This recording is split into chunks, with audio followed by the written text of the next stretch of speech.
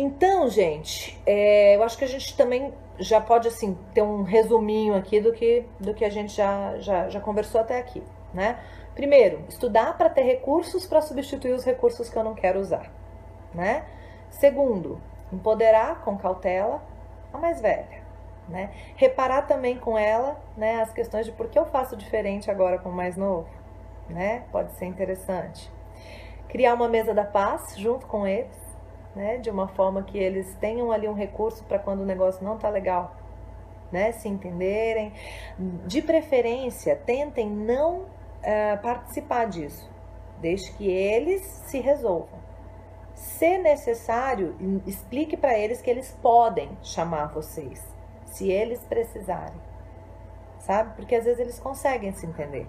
E quando a gente entra como juiz. Você tá certo, você tá errado, pede desculpa ao seu irmão. Sabe? E eles não precisam muito disso, porque quando a gente faz isso, um cresce, o outro diminui, né? E a gente não quer isso, a gente quer que eles se entendam, que eles pensem, que eles se respeitem, sabe? Quando a gente faz uma educação de o tempo inteiro dizer o que eles devem fazer, dizer quem tá certo, dizer quem tá errado, as crianças não pensam, elas só seguem o que a gente está determinando o tempo inteiro, né? Então, levá-los mais a pensar, a entender, a refletir, a questionar para chegar aos raciocínios, né? A gente tem uma cultura de uma relação que sempre, se eu ceder, eu perdi, e o filho ganhou, a criança ganhou. E não é assim, né? A gente tem que ter relação ganha-ganha, tem que conseguir, tá bom para todo mundo, né? E a gente tem condições de ter isso, sabe? A gente, às vezes, a gente pode viver uma vida que seja 90% de tranquilidade, de harmonia, de conversa, e 10% de uma coisa mais pegada, tá? Especialmente para quem tem dois, eu acho que 10% de uma situação mais pegada pode ser necessário. E enquanto que, na verdade, muitas vezes a gente, quando está com pouco recurso, vive o contrário. Vive 90% e 10% de agora foi tão bom, quem dera se a vida fosse assim sempre, né? E a gente tem condições de inverter, né? Só que a gente precisa de recurso, não precisa estudar. Então, assim, como é que eu faço essa conversa? Como é que eu vou usar a mesa da paz? Como é que eu vou abordar a minha criança? Como é que eu deixo a criança desenvolver autonomia? Como é que eu deixo a criança tomar decisões? Como é que eu consigo, mais do que deixar, porque deixar ainda significa que eu estou no controle absoluto da coisa toda, né? Como é que eu propicio um ambiente de desenvolvimento, de diálogo, de autonomia, né? Como é que eu sou um facilitador desses processos e não mais um obstáculo na vida da minha criança? Porque sem querer, quando a gente só repete o que a cultura diz, ou quando a gente tenta pelo nosso próprio esforço fazer alguma coisa diferente, às vezes a gente é um obstáculo na vida da nossa criança.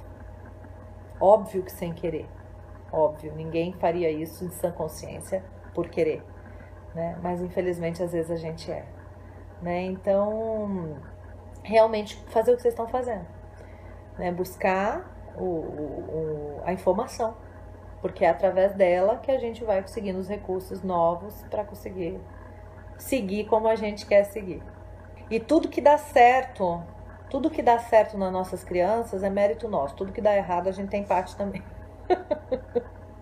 Não tem jeito de escapar, né? Então, o lado bom disso, que eu acho maravilhoso, é que assim, quando eu sinto culpa, eu fico, ai meu Deus, né?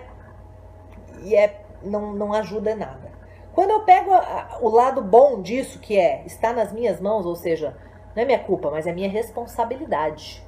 Opa, então eu vou fazer o que com isso? Tá na minha mão. A culpa tá nas costas. Eu carrego um peso que eu não tenho o que fazer com ele. A responsabilidade está nas mãos. E eu repito de falar isso, ó. Aí eu vejo o que é que eu vou fazer com isso.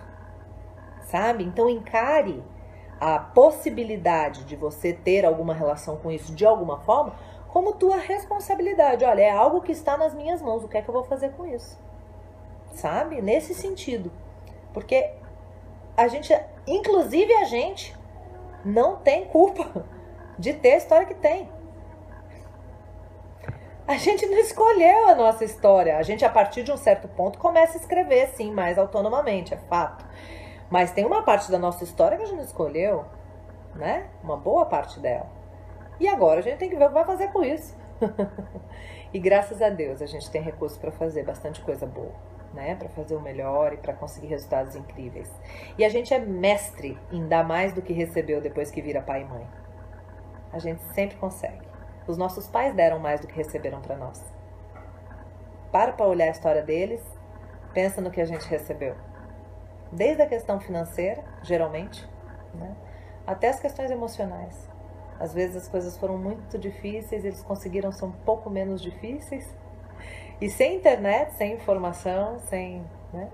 E agora a gente, lançando mão desses recursos todos, começa a ter a chance de ser ainda melhor, né? Para os nossos filhos.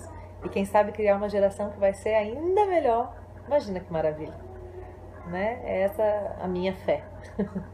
Eu acredito nisso, de todo o coração. A gente sabe que é a nossa ação que produz o resultado, né? E que a gente tem que então buscar fazer algumas alterações para conseguir os resultados diferentes daqueles que a gente vem obtendo, né? E então eu espero de alguma maneira ter conseguido contribuir para isso hoje. Eu não sei se eu consegui abranger tudo que vocês trouxeram, mas eu juro que eu tentei nos nossos 45 minutos.